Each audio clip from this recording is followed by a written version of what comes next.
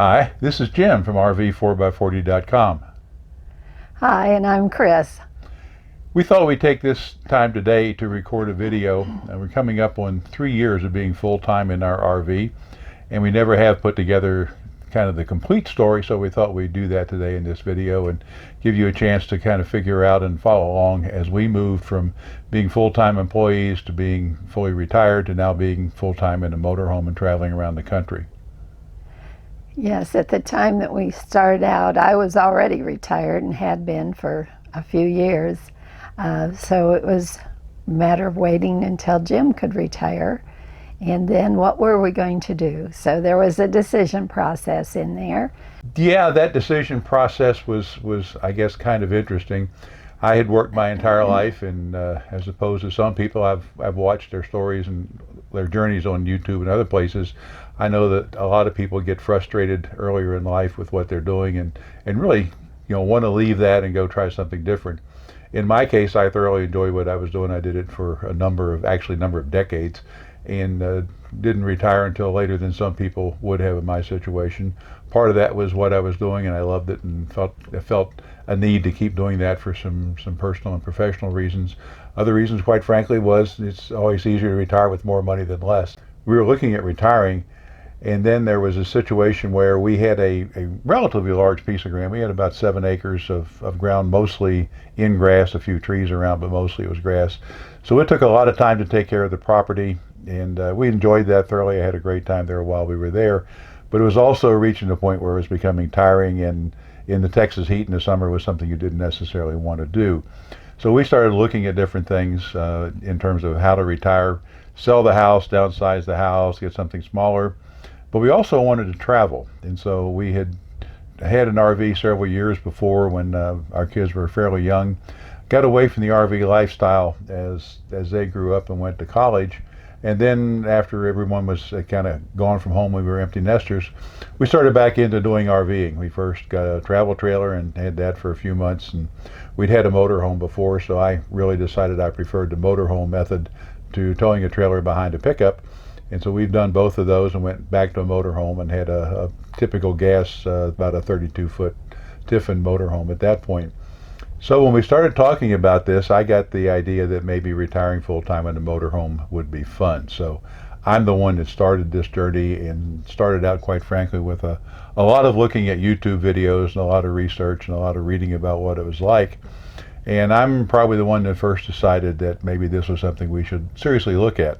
So in our minds, we had too much property to just go off in our RV and leave it to someone else's care, which of course would cost money and would also be a concern. So we didn't really want that hanging over us if we were going to start traveling.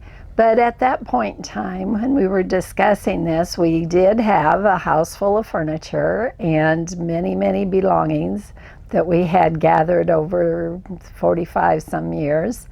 And so we really had to do some thinking about what the next step was if we were going to, of course, sell the house and get ready to be in the RV full time. So we had, considering different options, we had decided to go ahead and have an estate sale. And we did this while we were also looking at having our realtor put the house on the market. We decided to go ahead and have the estate sale, and that went beautifully. The folks we worked with were awesome, and we really felt like that was the appropriate way to go. Let me fill in kind of some of my thought process as we were going through that particular phase of getting ready to go full time.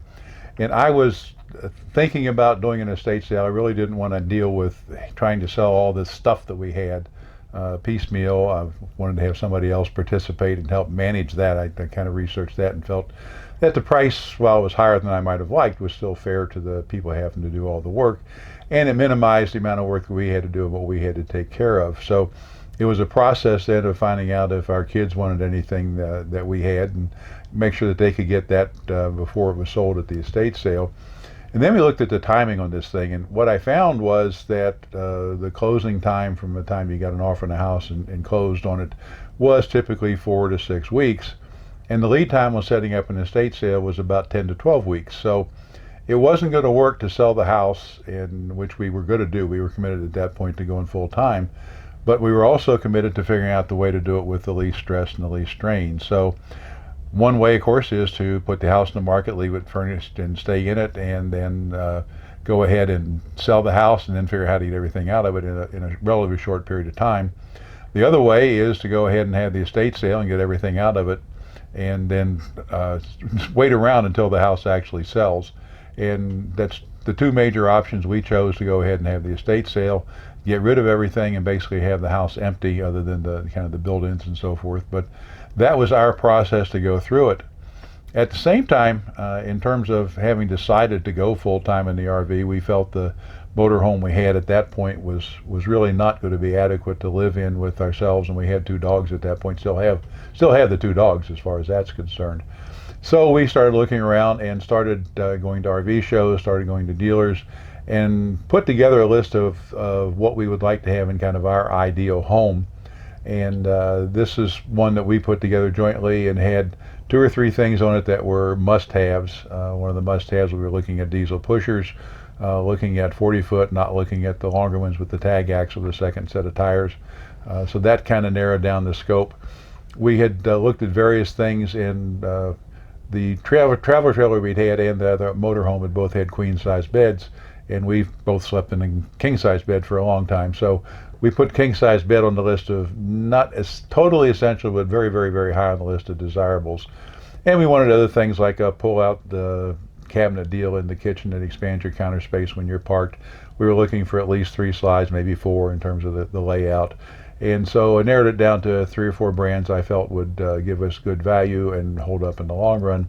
And so then I started a search to do that, and as it happens, we found a motorhome that was what we were looking for at a price that we thought was a fair price. And one of the things that particularly attracted me to this motorhome was the fact that it had been owned by an American Airlines pilot, and he had kept meticulous records of all the service that had been done. So I had a complete history of the RV and what it had been through and that kind of stuff. So that went a long way towards giving me some assurance that it was going to be well taken care of, that it had been well taken care of, and it would serve our needs well. So we went ahead and purchased a motorhome. So at this point, we actually had 2 motorhomes for a little bit till we sold the gasoline driven one.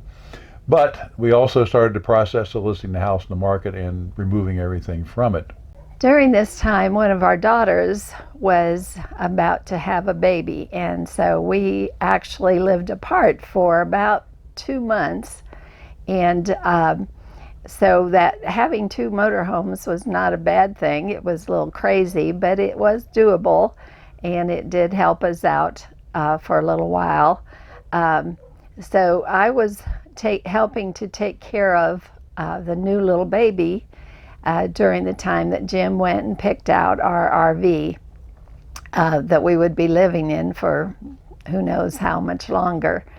And so he sent me a lot of pictures, and we of course talked about it, and he made a very good choice. This has served us well, and we were ready to get on the road as soon as he retired. There was one little delay about our house. Yeah, the little delay was that in spite of some assurances from the real estate agent that it would sell quickly, and that was part of my decision process. And we talked to about 3 or 4 different agents about the house and selling it, and finally picked the one we felt would do the best job. But it did take quite a while to sell the house. So, and what Chris didn't mention was our daughter was in College Station, Texas, at Texas A&M, and we were in Georgetown, Texas, which is about 25 miles north of Austin. So, we were apart, as she said, for several weeks, several months, and then we were actually had the two motorhomes for a while.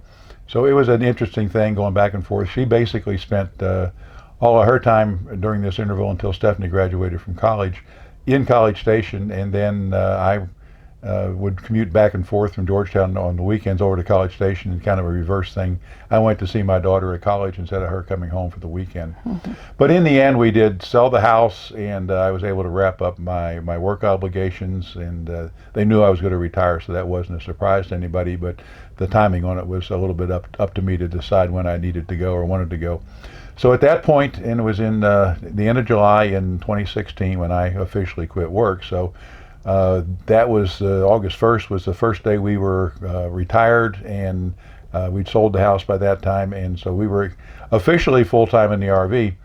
We spent about the next 2 weeks in the Austin area in north of there in an RV park, getting everything settled into the RV because we had nothing left from the house. It was all either sold or a little bit of stuff, the keepsakes, were put into storage, and we still have that storage locker in Cedar Park, Texas.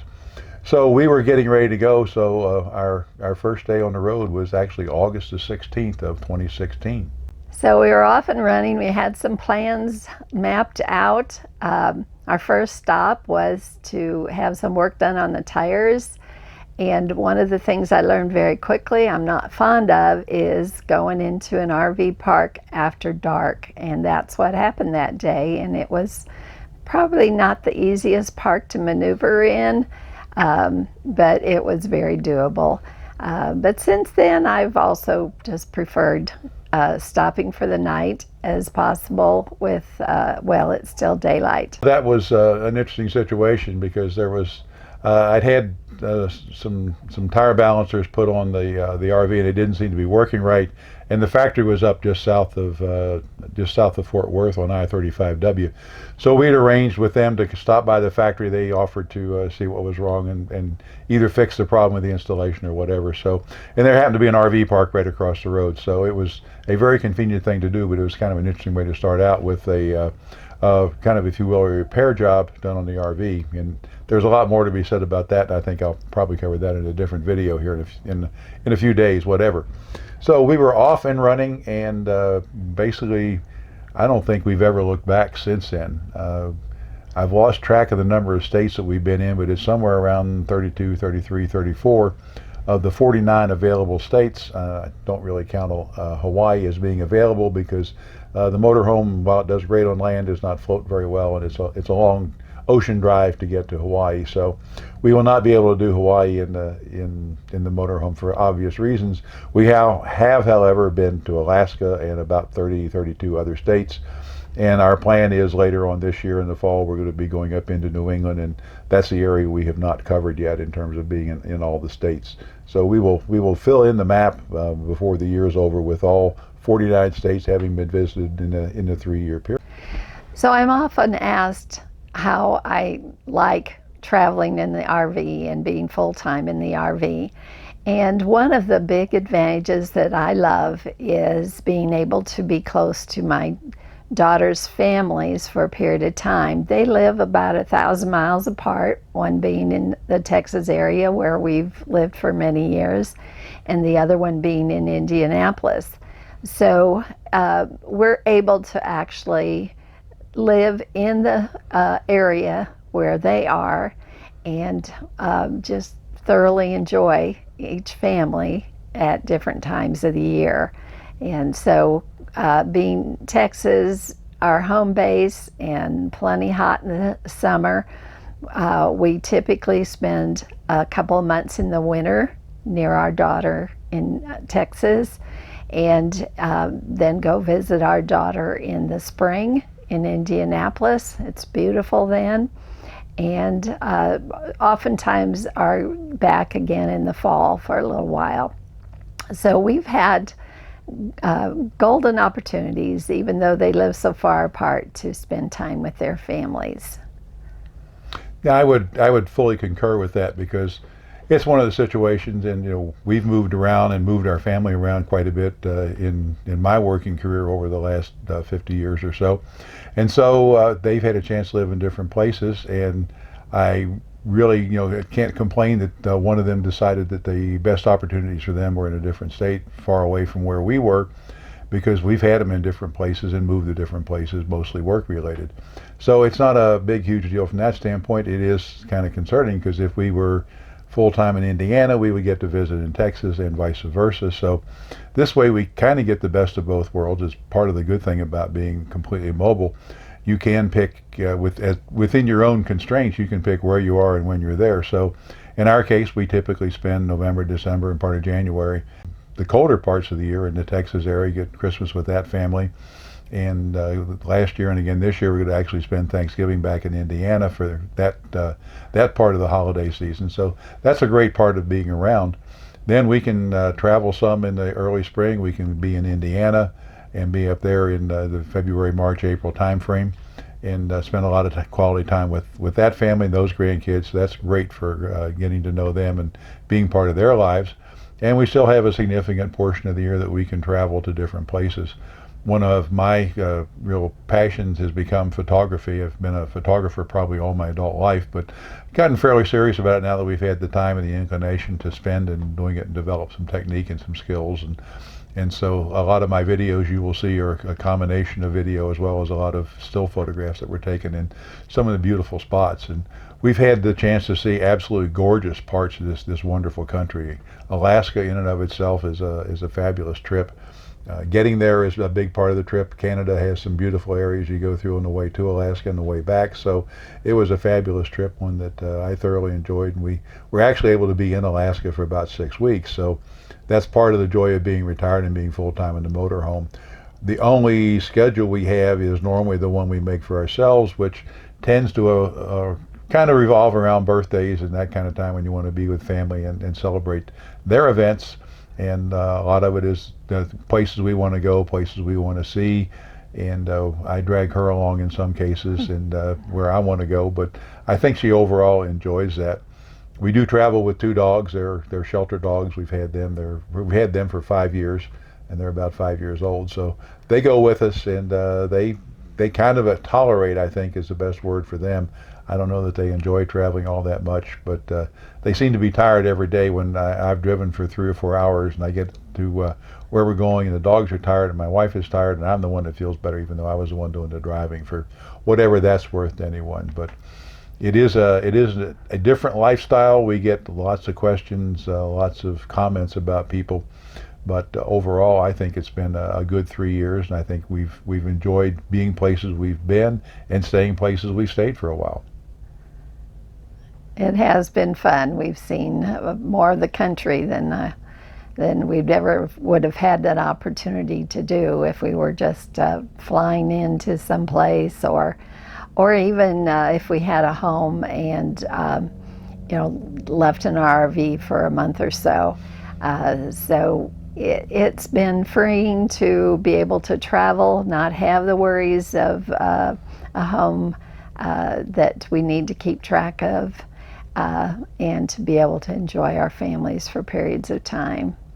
One of the questions that I get anyway is, okay, what are you talk about the good points, what are some of the downsides to being in an RV? And there are a few. They're not insurmountable. They're just things you first of all have to realize that you're taking a house. It's not really a motor vehicle. It's more of a house sitting on a truck chassis or whatever.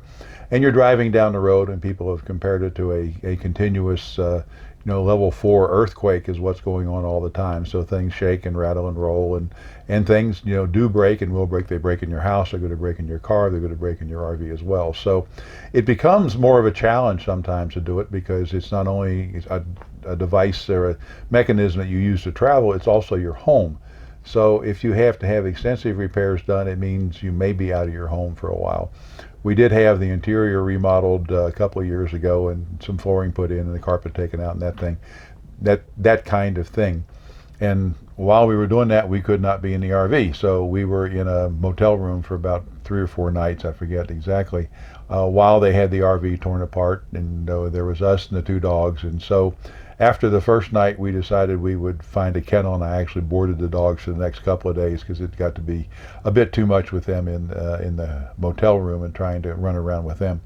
So that was one of the downsides to it. That's really, I think, the only time we've been out of the motorhome for repairs. We've had other repairs done where we've been out of it for a day, so we take the dogs, and the mechanics are working on it. We go somewhere with the dogs, so find a park or drive around and exercise them, and then we're back in the motorhome in the evening. So that's worked out pretty well. The other downside, quite frankly, while I love the dogs and I would not be without them, they also are a bit of a pain because you don't have a door that you can just open when it's raining outside with a fenced yard and open the door and say go out and do your thing. You have to go out in the rain with them and take care of them and make sure that they're not getting into mischief they shouldn't be. You're in an RV park, which you almost always are going to have them on a leash as you walk them outside. A lot of parks may have a dog run in an off leash place, but you have to get them there on the leash. So whether you're sick, whether you're well, whether it's raining, snowing, hailing, whatever it is, and the dogs need to go out, you're going to have to take them out. And of course, when it's raining or snowing or whatever it is, they're not necessarily inclined to go ahead and do their thing as quickly as you would like, so it sometimes takes some encouragement to get that process done. The other thing is, and I will say this, you really have to think carefully about your relationship with your partner, because you're in a small space. You really can't get away very easily from each other, and so you have to think about each other's feelings and work out some things sometimes that are a little more intense than they might be if you had room to go to a different part of the house or go take a drive or something like that. So you have to think about those things as well. I don't think we've had any more problems or any less problems by being full-time in the RV, maybe less because we communicate more and we're together more. And I think that has helped our relationship in terms of Chris and I. We've been together a fairly long time, as you might imagine. So I think that's a plus side in and of itself, not a downside. What about you, Chris? What are the things you like and don't like about what we're doing? Well, one of the things is that is just the whole process of getting fuel sometimes can be a challenge. It's always doable. We've never had a problem, but it is something you watch out for, and you as you're traveling, and you want to find a fuel stop that is going to work well for your RV and your towing vehicle. And sometimes things can be a little tight. But for the most part, I mean, it's a small area to clean. It's not that difficult. We do have a washer and dryer, which I love because I'm not big on laundromats, although for a period of time we did not have one, and I was at a laundromat fairly often. But that was pretty short-lived, and now we have the washer and dryer. So we have all the comforts of home, and really just find it as our means to do what we want to do in life. And as we visit with different people, we definitely know it's not for everybody, but it's working well for us. We don't have an end in mind as to when we're going to stop traveling. We're both basically healthy, and we're enjoying our travels right now. Oh, that's very true. And one of the things I probably should mention is one of the things that oftentimes comes up is what about health care and that kind of stuff. So in our case, having been in Austin for a long time, our medical staff that we are used to using, used to working with, are all there. Our family doctor we've been with for probably 25 years or maybe more. He hadn't been in the Austin area too long. We hooked up with him. And we both got some ongoing challenges that take management. There's nothing that holds us back too much, but they do take management. So part of our routine when we go back in the fall, in the October, November timeframe, is we were already starting to line up doctor's visits and get appointments made, so we have those lined up. So we can get in to see the doctors and do the annual checkups and all that kind of stuff and get prescriptions reloaded and that kind of thing. As far as prescriptions, we happen to use CVS. It works well. They have a lot of places around different cities. They're a widespread thing. They have their own challenges because, like most of the people we do business with, they really aren't used to someone who while we have a permanent address, we don't live there. It's really a mail forwarding service in Livingston, Texas, at our official, legal address. But we get mail sent there, with a little bit of mail that still comes in, and we have it forwarded to us. But we can go to CVS and we can have the prescriptions moved from one to the other to the other. I know other people have used Walgreens, other people have used Walmart. So it depends kind of on which one you want to use with. So that works out quite well for the most part. I have had situations where I've picked up a prescription. Well, one example, I was in Santa Fe last year and had a prescription filled there, picked it up. And so for whatever reason, it went into some kind of automatic renewal. So 3 months later, I got a message from a pharmacy in Santa Fe that my prescription was ready to be picked up. And I think at that point I was in Alabama or Mississippi or somewhere not exactly close to Santa Fe. So it took a little bit of work to call up a pharmacy locally where I could get it and say, hey, this is in this pharmacy in Santa Fe, can you move it? And they said, yeah, sure. It's not a big deal. It just does take a little bit of time sometimes to straighten those things out. But overall, it's worked well. One of the things that we do get asked about is, how do we plan our travels out? And in our case, we will oftentimes have a specific date we need to be in Indianapolis or back in Texas or some other part of the country for that matter. And so if we had those dates, we will do some detailed planning to find a spot, make sure we have a campground reservation, because some areas of the country get to be fuller than others. For example, right now we're in Coeur d'Alene, Idaho. We've been at Grand Teton National Park.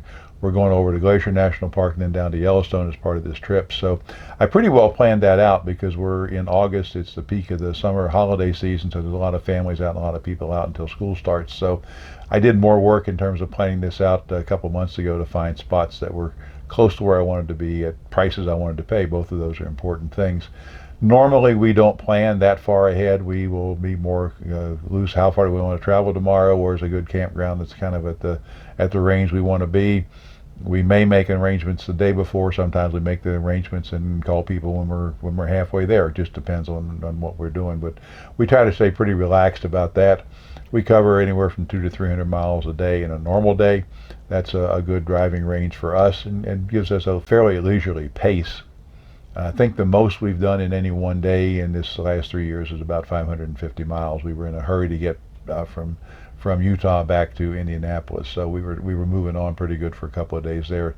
That's the longest day we've had. We've had 2 or 3 500-mile days, but they're kind of few and far between. We try not to push it that much. We want to enjoy the scenery as we go along, as well as the drive, as well as the journey to get there. One of the things that we have done, and one of the things that's really fairly easy to do out in the western part of the country, is what's called boondocking, or in the federal government websites they'll call it dispersed camping. Bottom line is you're out in the middle of wherever you can find a place to park, and there are some restrictions on just where you do that. You have to be aware of those.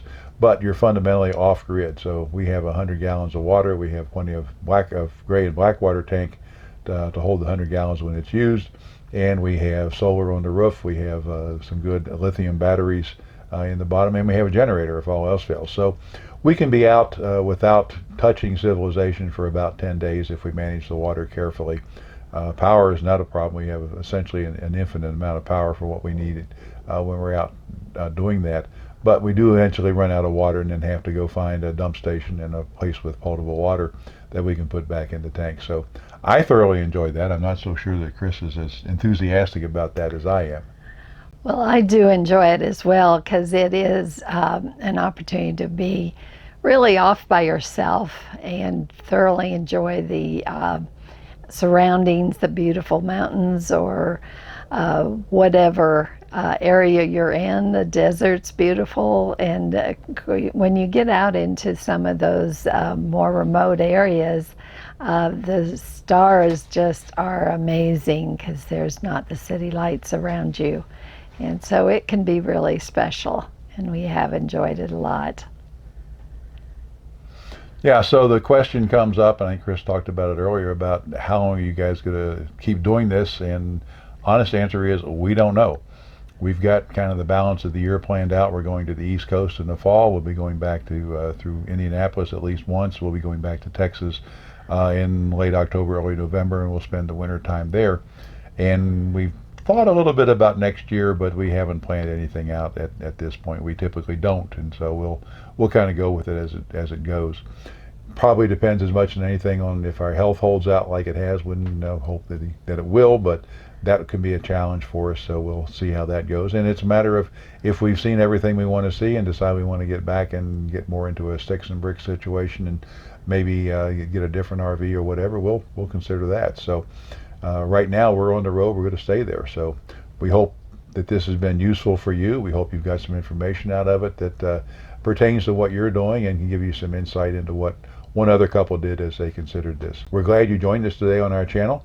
If you like the video, please give it a thumbs up and consider subscribing. Click on the subscribe button down below. And then there's a bell icon that will notify you when we post a new YouTube video. We try to do those on Thursday of every week, given that our travel schedule supports that. In the meantime, we hope we'll see you somewhere as we travel the highways and byways of America. Remember, as you drive it down the road, keep her between the ditches.